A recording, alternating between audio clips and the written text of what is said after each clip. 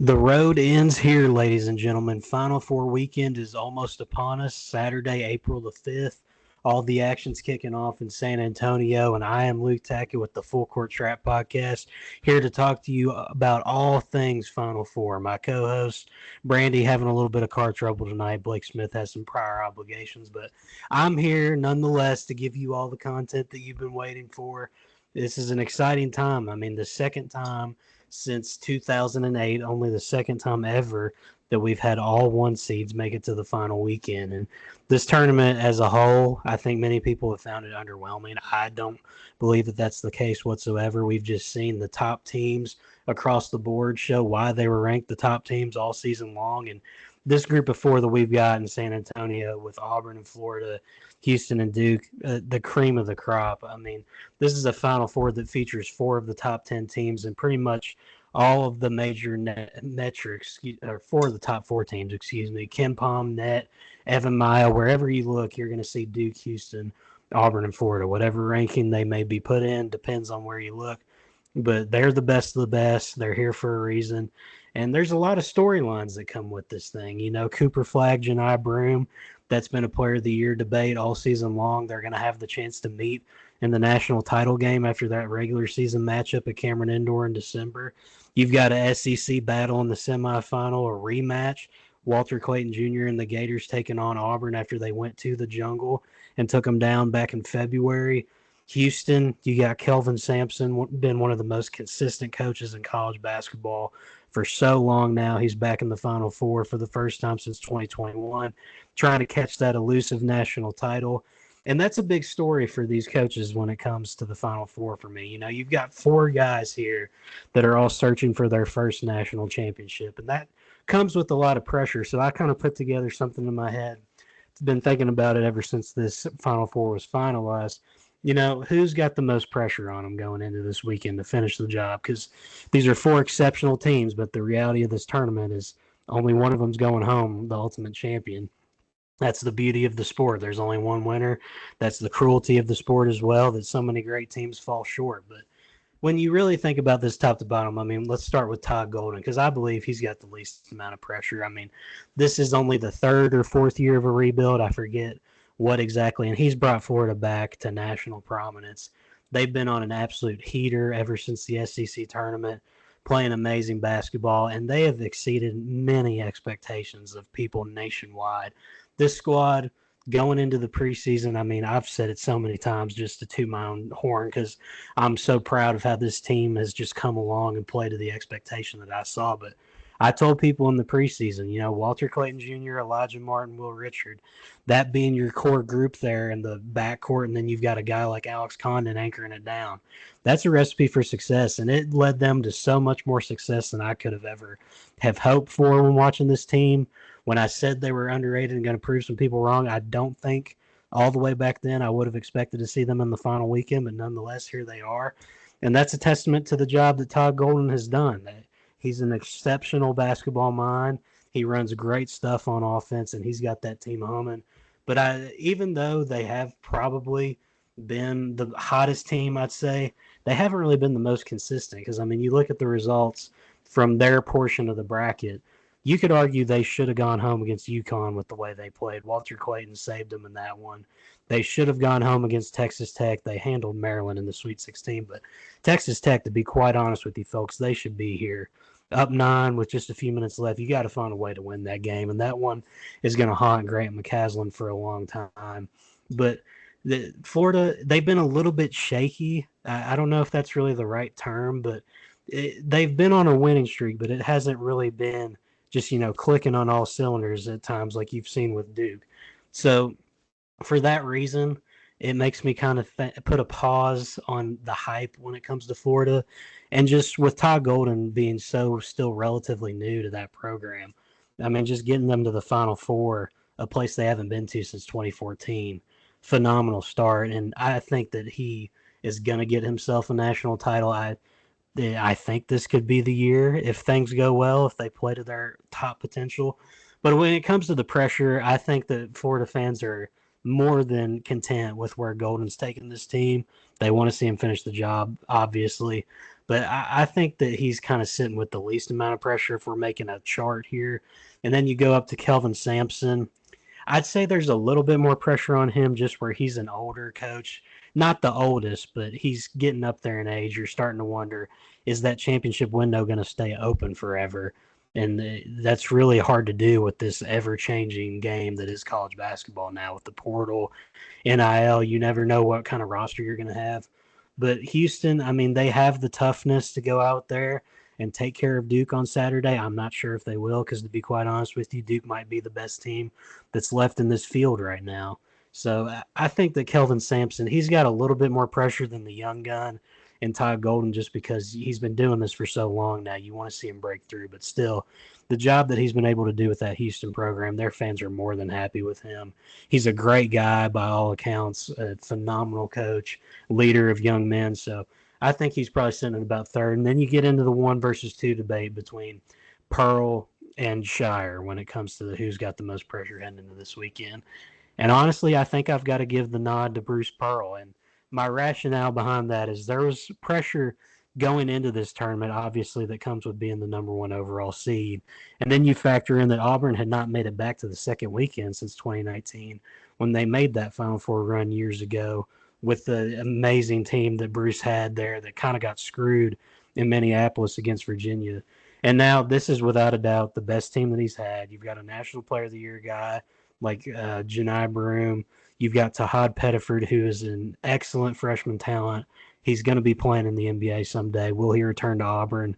I don't really know yet. I haven't paid too much attention into all of that stuff, obviously, with the season still going on. Tahad's not worried about that. But the core around you, you got a seasoned vet like Chad Baker-Mazara. You've got your Miles Kelly, who's been a knockdown shooter all season long. You've got Denver Jones, who's really one of the better two-way players in the country, if not the best two-way player in the country. And then you got a guy like Dylan Cardwell. I mean, he's been a part of that culture for so long now, and he's brought this team along across the years. He's been a real constant part of that team. You see the energy he brings. You see the leadership that he brings. The fans love him. I mean, Bruce Pearl, when you think about just the program trajectory, right now this is without a doubt the pinnacle. He's had some great teams, don't get me wrong. The Jabari Smith and Walker Kessler team of 2022 was exceptional, but the 2019 team, they got hot. Not the most talented team, but they got hot and made a Final Four run. But this team, they were the best team in the country all season long. Now, when you get into that last little stretch where they lost all those games, but does that really matter now? I mean, they're in the final weekend. They lost to great teams, like Bruce Pearl said. But I think that Bruce has the most pressure just because of the fact that he's not guaranteed to have a team that's going to be as just great on offense and defense as this team is right now. All the pieces are there to get the job done, and he's kind of getting up there in age as well. He's not super old, obviously, but Bruce Pearl's been doing this for quite some time. So you got to wonder if this is the year for his championship window for him to just jump straight through it and get it done. And I think that there's no reason that they shouldn't be able to do it. And I think the Auburn faithful are really hoping that he can finish this job. I don't think that they're going to be unhappy with him by any means if it doesn't end that way. But there will be a little bit of disappointment. If Brandy was here, she could speak on that better than I can because she's obviously a diehard Auburn fan. But, yeah, I think Bruce has the most pressure, and then that gets into number 2. You've got John Shire. Now, the reason I don't have him as number 1 is kind of for the same reasons as Todd Golden. He's very, very young, still getting into this program and kind of putting his DNA on it. They're a couple years removed from Coach K now. He's put together consistent results last year, making the Elite Eight. Now he's taking a step further, going to the Final Four, and he's got probably the most talented team left in the field. I mean, Cooper Flagg speaks for himself. He's going to be the number 1 draft pick in June. Con Knippel's playing some of the best basketball of his career right now. Same goes for Tyrese Proctor. Common Malawach, he's been an absolute demon in the post. There's just so much to like with that team. Zion James, he's really stepped into a role, kind of taken a lot of the role from Caleb Foster that he had at the start of the season and just kind of dominated that. And this Duke team, they're the most talented team I think that's left. And the only reason I'm not putting him Shire at number one to get the job done right now is just because I think that he's going to have so many good teams down the road. He's going to get a title at Duke eventually. Now, it could very well be this year. We'll talk about the matchups and who we expect to cut down the nets a little bit later. I'm just doing a little bit more general preview here. But Shire, he's going to keep this thing rolling. He's going to keep building it. He's going to be able to get who he wants in the portal. He's going to be able to recruit. It's Duke basketball. I mean, he's going to have all the resources to build this thing up. And if this year's not the year to cut down the nets, he's going to have a chance. But the reason I do think there's a little bit of pressure on him is just because, the outside casual viewers of college basketball, they're going to look at this and say, you've got Cooper Flagg, you've got Con Knipple, you've got Kaman Malawatch. Those guys are going to be pros, and you can't get the job done. You can't win a title with that group when you're going up against to be what, quite frankly, is three other teams that have very good college players, but maybe not the pros that you're going to see like Duke has with Con, who's going to be playing in the league, and Cooper.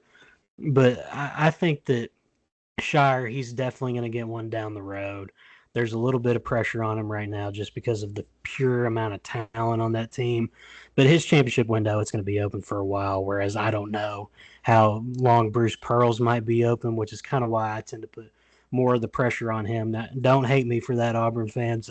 I love what your squad's put together this year. You guys are phenomenal. And I don't discredit anything or want to act like Bruce Pearl's done a bad job with this group, because he hasn't. He has not done a bad job whatsoever. But I feel like if you're wanting to see Bruce Pearl cut down the nets, this is your year, and this is the best chance that he's had in his career so far. But yeah, when it comes to the power rankings of who's got the most pressure on it, it's got to be Pearl at the top for me, Shire, Sampson, and then Golden. Golden's kind of playing with house money, in my opinion, but maybe the Florida fans don't view it that way. That's just me as a college basketball fan, outside supporter. I mean, obviously, you see the hat. My team is going to be watching from home this weekend. Hopefully, we can get back there someday. I like what Pope's been doing, but we'll see.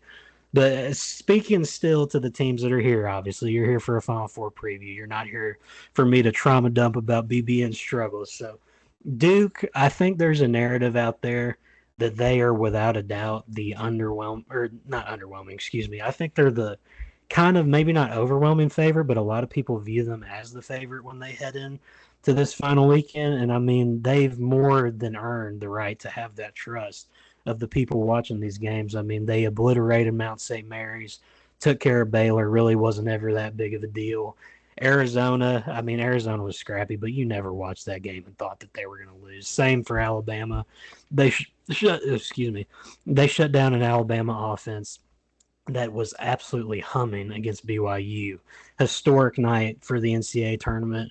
25 made threes in a game, and they come out the next game and throw up a clanker against Duke. And a part of that is just because of the exceptional team that Duke is. You could also make the argument that, Alabama, they're not going to string together two elite performances like that.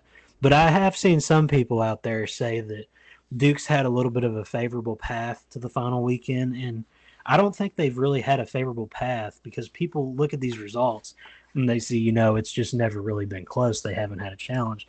Well, that's because this team is really freaking good. I mean, by all metrics, like I said, with all these teams, they're all in the top four in KenPom, but Duke – all-time in KenPom. There's all-time rankings for KenPom that start from back in the late 90s. Duke is this year's Duke team is the second overall in all-time KenPom. Like, that is historic levels. They're above 2015 Kentucky, to give you some perspective on that group that didn't lose a single game until the final weekend. So this Duke team, it's just absolutely unreal the way they've been playing. And it starts with Cooper Flagg, obviously, because the kind of talent he is. That he's going to go out and get his. I mean, that 30-point performance against Arizona, 18 against Baylor. He had 16 and 9 against Alabama, and people kind of considered him under control. I mean, that's just speaking to the talent that he is as a whole. We know what he's capable of, obviously.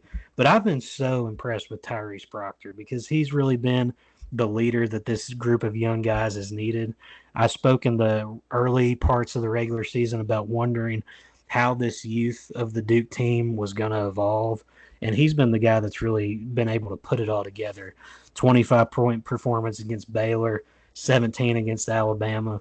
His mid-range jumper right now, when he gets to his spots and he's open, it's automatic. You may as well get down the other end on the court. And he's been knocking in some shots from three as well, which has been really good to see because sometimes in the years past he hasn't really been the most reliable shooter all the time that you would have liked to see. But now, I mean, he's a bucket getter, certified, absolute stud in his junior season. If he comes back for a senior year with Duke, I don't know if he will or not. Just look for him to be in some talks for the best guard in the country, in my opinion. And then you look at a guy like Colin Knippel, back-to-back 20-point performances. He's shooting the ball excellent from three.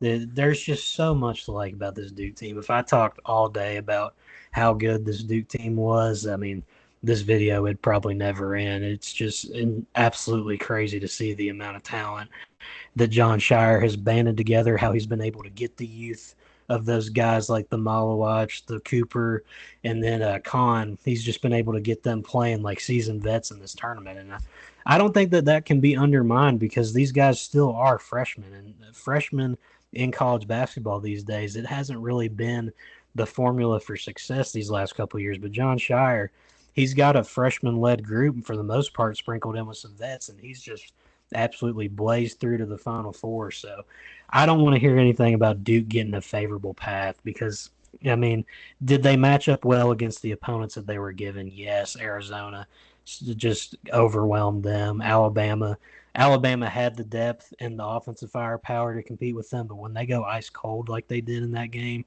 I mean, there was never a chance for them. Baylor had been a disappointment all year. That was probably about as good of an 8-9 draw with them, and then even if Mississippi State came out, that they could have hoped for. But this team by no means has earned the right to say that they don't belong here because of a favorable path. I know that some people have had that opinion, not a lot, but it is just something I wanted to talk about because Duke, I think, to most people is viewed as the favorite going into this weekend, but we'll see what happens. And the matchups themselves, I mean, absolutely incredible. People have complained about the overall just lack of close games, lack of Cinderella, but when you have the lack of Cinderellas, I mean, this is what you get. You get one of the best Final Fours that we've seen in my lifetime, I'd say, and in a lot of people's lifetimes, with all one seeds making it to the final weekend.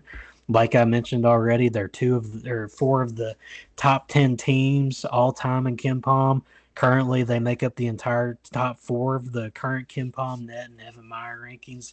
This is the best of the best battling it out on the final stage. Four prize fighters going at it. They all think that they can win. If you told me just blindly that any of these teams won, Duke wins the title, Houston, Auburn, or Florida, I wouldn't be surprised with any of them because they all have the talent on any given night to go out there and be national title good. And now they're going to have to prove their rank here by going up against the best of the best. And when you look at the Duke Houston game to start off, my biggest question is Houston's physicality and defensive tenacity going to be the piece to solving this Duke puzzle of this offense that nobody's been able to slow down. I mean, we know how good Kelvin Sampson's program has been on the defensive side of the ball for years now. And now he's sprinkling in the shot creators to do it as well. I heard on the broadcast a lot, they were talking about he's finally got, 40+% 3-point shooters out there on the perimeter. And in the past, he hasn't really had that. But now, I mean, you got a guy like Emmanuel Sharp. He's always hitting big shots when he needs them. I remember watching that Tennessee game last weekend. Every time you thought Tennessee could find a way to scrap and claw their way back into that game, here comes Emmanuel Sharp with a big-time bucket to stop the momentum. You got a guy like L.J. Cryer who can go and get his. Milos Uzon can go and get his. Jawan Roberts, he can hang with the best in the paint. Joseph Tugler, he's one of the most reliable players on that team. He really puts them all together on the defensive side of the ball. He's a super valuable piece to what they do. And I think that he's going to be pretty important in being able to kind of stall this Duke offensive firepower because he, without a doubt, is probably the best they have in terms of just defensive intensity, in my opinion. He may not light it up on the scoreboard, but he's going to be able to contribute and he's going to be able to go in there and put up quality minutes and kind of stall out what they want to do on the offensive side of the ball. But Duke, they just might have too much firepower to overcome it. I don't really know exactly how to get a read on this game yet. I've been thinking about it off and on all week, just trying to decide, am I going to go with the physicality and defensive tenacity of the Houston, knowing that they've got their shot creators as well that can go and get theirs, and they've got a great basketball mind in Kelvin Sampson, but then on the flip side, the firepower of Duke. I mean, they've been playing better than anybody in the tournament, really. And then it's just so hard to bet against Cooper Flagg and Con Knipple and Kaman Malawatch right now. And I think that I'm going to pick Duke to make the national title. We'll have more of a group kind of prediction episode here over the next couple of days before the Final Four kicks off. This is just my little preview, running it down by myself. But when it comes to picking these games, I think that I'm going to go with Duke. I think it's going to be a very close game. Houston's going to go out there and give them their best shot. I don't think Duke was going to have near the comfort level that they've had in these first couple of games. I don't expect them to just go in and run Houston off the floor. It's going to come down to a couple of possessions down the stretch.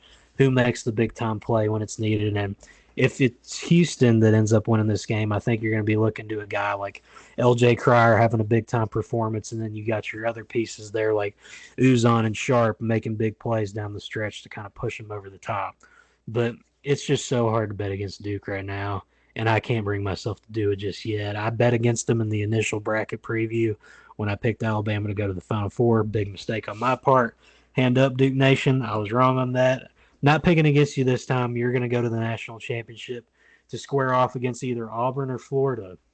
Now, this is going to be a big-time rematch here. I mean, we know what happened when Florida went into the jungle. They really handled Auburn back in February. Now, these teams have obviously been very different ever since then.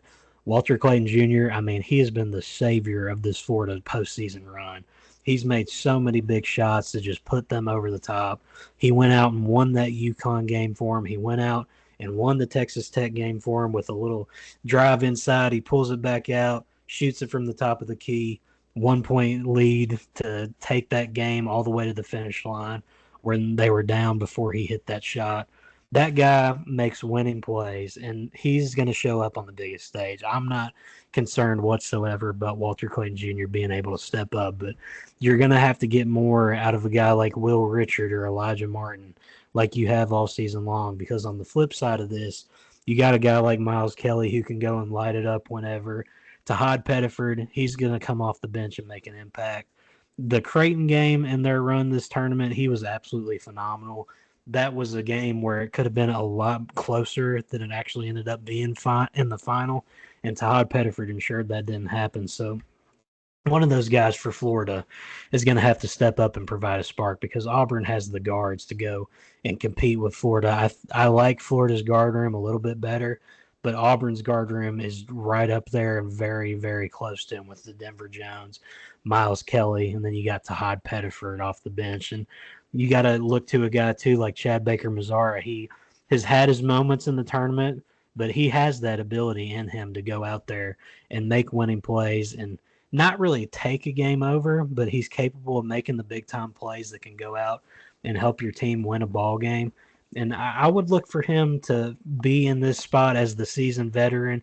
He's obviously heard all the noise about last year when he got ejected from the Yale game, and it ended up causing Auburn's defeat, really, to be honest with you.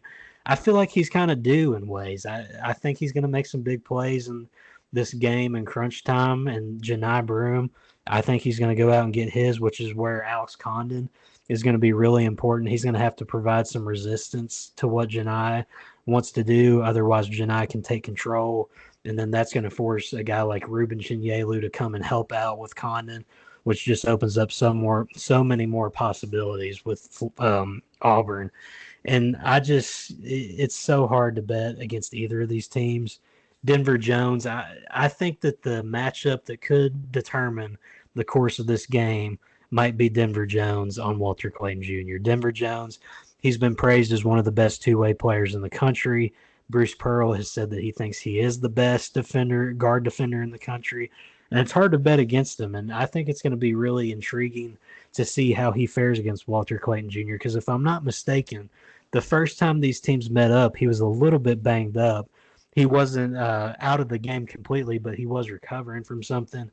So he didn't really get the run against Walter Clayton that maybe he would have liked. I think he's going to come out motivated and inspired to kind of stall off what Walter wants to do. And if he's able to do that, that's going to really put a lot of pressure on Will Richard, Elijah Martin, and Alex Condon to get it done. And another guy for Florida that I've really liked in this postseason run, Thomas Howell, he has made some great plays. He was really key in winning them that game against Texas Tech too, because he brought them within striking distance. His threes down the stretch, it brought it from like a 9-point game. I think he hit 2 of them, and it came down to about a 3-point game. So he's going to be really important as well. He plays his role to a T. He can stretch the floor. He can get at it on the boards. And I think he's going to be important as well as kind of a wild card factor for them. When it comes to the game, what I think is going to happen, Florida, they're currently a 2.5-point favorite. Over under for the game sits at 159.5. I feel like this is going to be a high-scoring game. I would like the over in that spot for all my gambling friends out there. And, gosh, it's such a tough call. But with Florida's recent struggles and how they've had kind of a hard time burying some teams that they're better than recently, I'm going to have to give the edge to Auburn in this one to set up the rematch between Duke and Auburn in the national title game. It's just I've really liked what I've seen out of Auburn in the postseason. It feels like that little skid of play they had towards the end of the season lit a fire under them, and it's been all systems go ever since then. I think it's going to be enough to propel them to the national championship game for that rematch against Duke.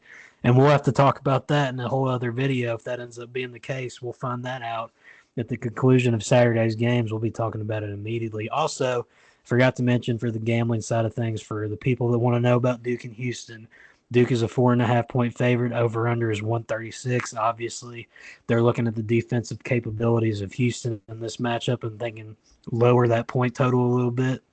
And I could see that happening. But at the same time, Houston has the scores to compete with Duke. And if Duke starts getting what they want, this could be a high-scoring game as well. But either way it goes, I think we're in for 2 absolutely phenomenal games. And when it comes down to it, I think it's going to be Florida, or not Florida, excuse me, Auburn and Duke. They've been the 2 best teams in the country all season long. I know Florida's been the hot, streaky pick ever since the SEC tournament. But when you look at the overall body of work all season long, it's been Auburn and Duke, 1A and 1B. You could really interchange them at the 1 and 2 spot, whatever way you see fit. And it's going to be really intriguing if that ends up being the matchup. I don't want to jump too far ahead of myself because I could easily be wrong about this, and we could be looking at Florida versus Houston in the national title, and that would be another exceptional game to see as well. So I'm very excited to see what this weekend has in store for us. It's going to be a very, very, very, very fun weekend of college basketball. Strap in, everybody. This is the weekend that we've waited for. The tournament, I mean, you can talk about it being chalk from the start of the tournament up until now, but this chalk has resulted in one of the most glorious Final Fours we've ever seen. I think we're going to have some great matchups that really make up for the lack of a Cinderella or the lack of competitive games that people have complained about. And I think by the time this weekend's over, college basketball is going to have delivered a great product to the national stage. But I'll be back over the next couple of days with more of my co-hosts for them to chime in with their thoughts as well. I just wanted to get my little basic preview out, not going super in-depth, just a couple of key things I wanted to hit on here on this Wednesday. A lot of storms are coming over my way and across the Midwest and other kinds of areas. So for anybody that's watching this video out there, stay safe, and everybody just be careful out there. I know it might get rough, but we got a big basketball weekend ahead of us as well to look forward to. Excited to talk more about it with everybody, with my co-hosts when they're available. But for now, Luke Tackett with the Full Court Trap Podcast, signing out. Let's get ready for this exciting weekend, everybody.